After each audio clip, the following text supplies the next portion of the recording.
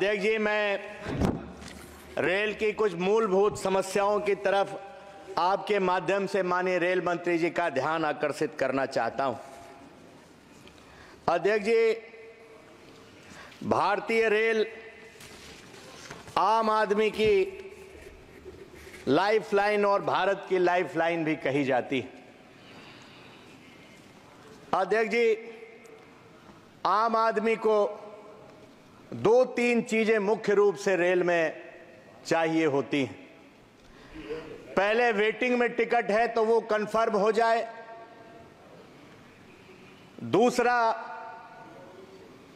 Toilet अच्छे हो, rail में सफाई की व्यवस्था हो, और तीसरा जो खाने की व्यवस्था है जिस पे सबसे ज्यादा उंगली उठती है, मैं आपके माध्यम से रेल मंत्री जी से मांग करता हूं कि रेल में, ट्रेनों में खाने का इंतजाम उच्च क्वालिटी का किया जाए। साथ ही साथ सबसे बड़ी चीज है सुरक्षा की। हाल के दिनों में जो एक्सीडेंट हुए हैं, आपने प्रयास किया है, कवच प्रणाली को अभी पूरे देश में लागू होने में समय लगेगा, लेकिन मेरी मांग है कि युद्ध स्तर पर काम करके, और अभी जो आपने बजट दिया है वो काफी कम है, 1111 करोड़ के आसपास आपने इस बजट में आवंटित किया है, वो कम है, उसको बढ़ा करके और इस प्रणाली को जल्दी से जल्दी लागू करने का काम करें। साथ ही साथ अध्यक्ष जी, जो रियायत मिलती थी बुजुर्गों को, पत्रकारों को, अन्य यात्रियों को, अलग अलग श्रेणी में जो रियायत मिलती थी, मेरी मांग है कि वो बहाल की जाए। बुजुर्गों को, पत्रकारों को मिलने वाली 50% छूट फिर से बहाल की जाए, और छात्रों को भी इसमें शामिल करने की मैं मांग करता हूं। साथ ही साथ अध्यक्ष जी, कोई प्राइवेट वेंडर जिम्मेदारी नहीं लेता, उनके जवाबदेही तय करने का भी काम कीजिए। और एक और मेरी मांग है, भारतीय रेल हमारे स्वाभिमान और सम्मान से भी जुड़ी है, उस पे किसी का नाम मत लिखवाने का काम कीजिए, उसे भारतीय रेल ही रहने का काम करिएगा।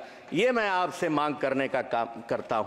साथ ही साथ लोको पायलट की बड़े पैमाने पर भर्ती करने का काम करिए, जो और खाली पद हैं उन्हें भी भर्ती करने का काम करिए। साथ ही साथ अध्यक्ष जी, नई पटरियां बिछाने का भी काम तेजी से होना चाहिए। और मैं एक मांग, जो व्यवहारिक दिक्कत आती है हमारे क्षेत्रों में, जो अंडरपास बड़े पैमाने पर आपने बनाए हैं, कोई अंडरपास सफल नहीं होता है। आज बरसात के दिनों में आप जाइए, सभी अंडरपासों में पानी भरा हुआ है, कई दुर्घटनाएं हो रही हैं, लोगों की जान जा रही हैं, और अंडरपास ज्यादा जगह ग्रामीण क्षेत्रों में बनाए गए हैं, और इसलिए आम आदमी को आज निकलने में बहुत दिक्कत हो रही है। मेरी आपसे मांग है, अंडरपास के जगह आप फ्लाईओवर बनाने का काम करिए। साथ ही साथ मैं अपने क्षेत्र की मांग की तरफ आता हूं। माननीय अध्यक्ष महोदय, हर गांव में, परसेंडी में एक भुरजिया गांव है, वहां के लोग पिछले 10 वर्षों से उनका रास्ता रोक दिया गया है। पूरे गांव के लोगों को 20 किलोमीटर का चक्कर लगा करके जाना पड़ता है। इसी तरह उर्दौली के आसपास कुछ अधिकारियों ने मनमर्जी करते हुए वहां पर भी जो रास्ता था उसको बंद करने का काम कर दिया। वहां से भी 20 किलोमीटर से ज्यादा चक्कर लगा करके करीब 70 गांव के लोग जाते हैं। लखनऊ से लेकर के सीतापुर होते हुए लखीमपुर, मैलानी तक जो छोटी लाइन थी उसको बड़ी लाइन करने का काम पूरा किया गया। 8 बरस हो गए हैं, लेकिन अभी भी उस पर कोई बड़ी रेलगाड़ी नहीं चल पाई। मेरी आपसे मांग है कि सीतापुर, लखनऊ, लखीमपुर, मैलानी, पीलीभीत और इधर शाहजहांपुर होते हुए नई रेलगाड़ियां आप चलाने का काम करिए, यह आपसे मांग करता हूं। धन्यवाद। साथ ही साथ एक जो सीतापुर और लखीमपुर को जोड़ती है 4 लेन सड़क, उस पर एक फ्लाईओवर है। सड़क 8 साल पहले माननीय राष्ट्रीय अध्यक्ष अखिलेश यादव जी ने 4 लेन बना करके 2 जिलों को जोड़ा था।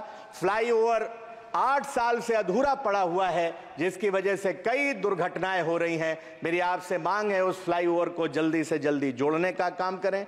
इसी तरह सीतापुर, शाहजहांपुर होते हुए जो हमारा 4 लेन है, उसमें नेरी के पास वो करीब 10 वर्षों से ज्यादा वो भी फ्लाईओवर अटका पड़ा हुआ है। अध्यक्ष जी, आपके माध्यम से मांग है कि वो भी पूरा करने का काम करें। आपने समय दिया, आपका बहुत बहुत धन्यवाद। श्री दर्शन सिंह चौधरी जी।